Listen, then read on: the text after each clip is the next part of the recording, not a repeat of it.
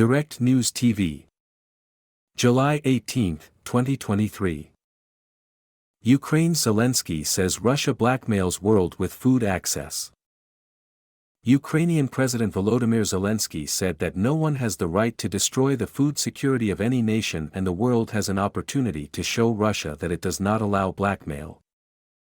Describing the need to be protected from Russian madness following Moscow's withdrawal from the Black Sea grain deal on Monday, Zelensky said the export of grain from Ukraine's seaports should continue, with or without Russia's participation.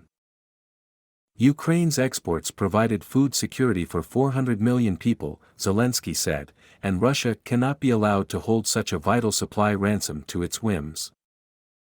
If a bunch of people somewhere in the Kremlin think that they supposedly have the right to decide whether food will be on the table in different countries, Egypt or Sudan, Yemen or Bangladesh, China or India, Turkey or Indonesia, then the world has an opportunity to show that blackmail is not allowed to anyone, Zelensky said in his nightly address. Everyone has a right to stability. Africa has the right to stability. Asia has the right to stability. Europe has every right to stability. And therefore, we must all care about security, about protection from Russian madness, he said. The Black Sea Grain Initiative can and should keep operating, if without Russia, then without Russia, Zelensky added.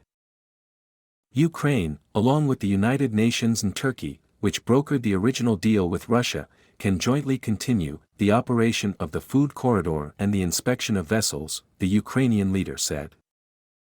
The only thing that is needed now is its careful implementation, and decisive pressure from the world on the terrorist state, he added.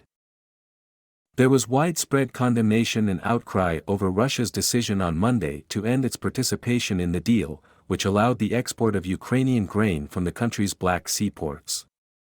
The agreement had helped ensure the price stability of vital global commodities such as wheat. The year-old agreement, which officially expired at 2100 hours Greenwich Mean Time on Monday, was a lifeline for global food security and a beacon of hope in a troubled world, UN Secretary-General Antonio Guterres said in New York. Guterres said he was deeply disappointed that a letter he sent to Russian President Vladimir Putin last week with proposals to save the agreement went unheeded. Ultimately, participation in these agreements is a choice, Guterres said.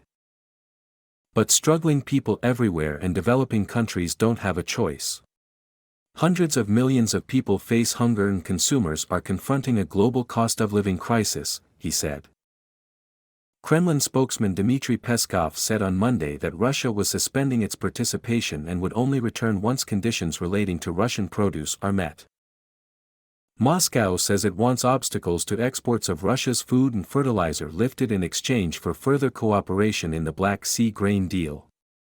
The Kremlin, in particular, is seeking relief from Western sanctions on payments, logistics and shipping insurance. But the United States and European countries dismissed Moscow's complaints as without merit, saying their sanctions do not target Russian grain and fertilizers.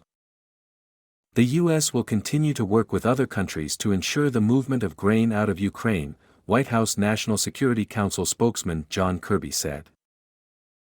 My name is Kingsley. Please like, share, subscribe and hit that notification bell so you can be the first to be notified whenever we post. You won't regret it.